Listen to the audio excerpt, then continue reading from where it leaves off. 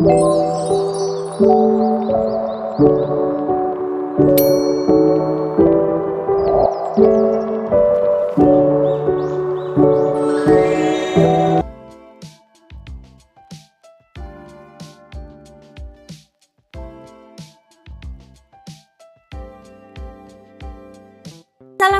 warahmatullahi wabarakatuh.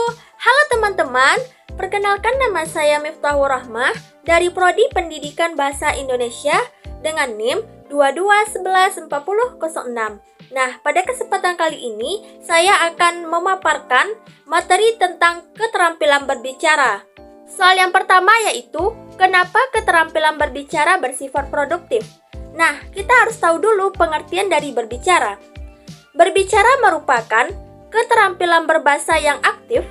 Berbicara dikatakan aktif karena pembicara melakukan aktivitas untuk menyeleksi hal-hal yang akan diungkapkan, dan media yang akan digunakan formulasi antara isi dan media tersebut menghasilkan produk, yaitu tuturan. Oleh sebab itu, berbicara disebut keterampilan yang produktif karena keterampilan tersebut untuk memproduksi bahasa demi penyampaian makna. Berbeda sekali dengan reseptif. Reseptif merupakan pemahaman terhadap bahasa, baik berbentuk verbal maupun berbentuk nonverbal. Nah, berbahasa produktif ini berbahasa untuk menyampaikan gagasan, pemikiran, dan perasaan kepada orang lain. Nah, selanjutnya, produktif ini terbagi menjadi dua, yaitu produktif dalam menulis dan produktif dalam berbicara. Produktif dalam menulis yaitu kita menyampaikan suatu informasi atau gagasan kepada orang lain dalam bentuk tulisan. Sedangkan berbicara di mana kita menyampaikan gagasan informasi dengan tuturan kata atau kita berbicara secara langsung untuk menyampaikan informasi. Soal nomor 2 yaitu berbicara sebagai seni dan ilmu. Sebelum memasuki materi, terkadang kita tidak sadar seberapa pentingnya keterampilan berbicara dalam kehidupan kita. Seringkali kita berbicara itu seenaknya saja atau menyinggung perasaan orang lain. Nah, disinilah kita mengerti betapa pentingnya keterampilan dalam berbicara. Oleh karena itu, berbicara sangatlah penting karena dapat membedakan kita, manusia, dengan hewan dan makhluk-makhluk lainnya. Nah, jadi keterampilan berbicara sebagai seni yaitu kemampuan mengaplikasikan atau menerapkan dengan menggunakan bahasa dan non-bahasa dalam kegiatan berbicara.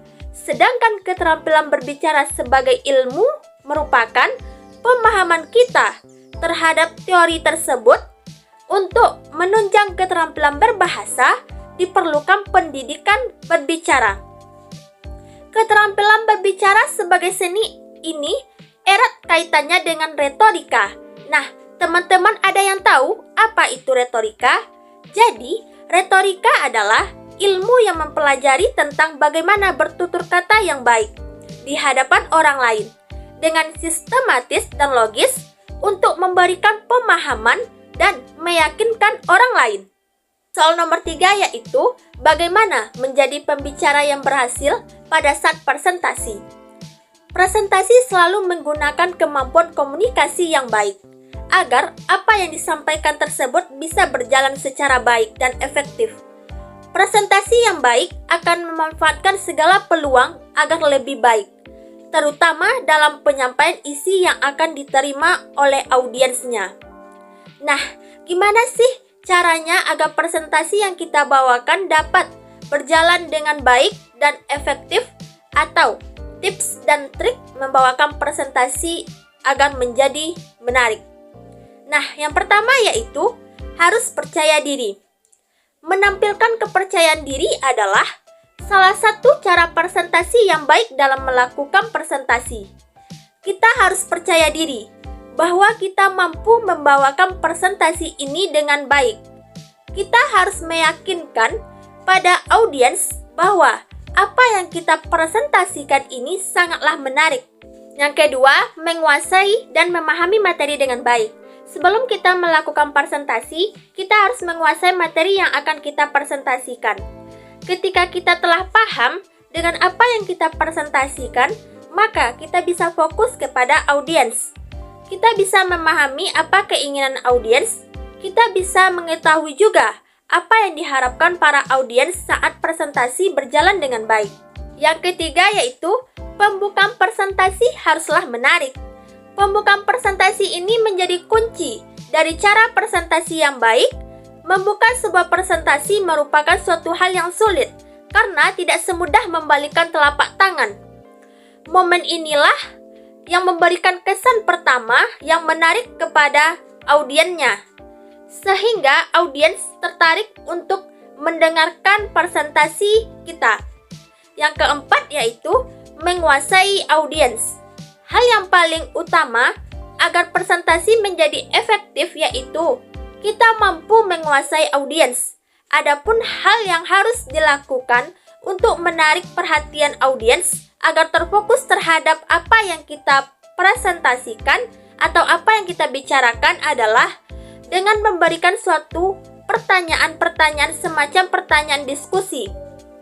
Memberikan tayangan video yang nantinya akan menarik di hati audiens. Ataupun juga bisa dilakukan dengan melakukan simulasi-simulasi atas apa yang kita presentasikan. Pada intinya, ketika kita melakukan presentasi, ada baiknya kita bisa melakukan audiens ke sebuah zona nyaman.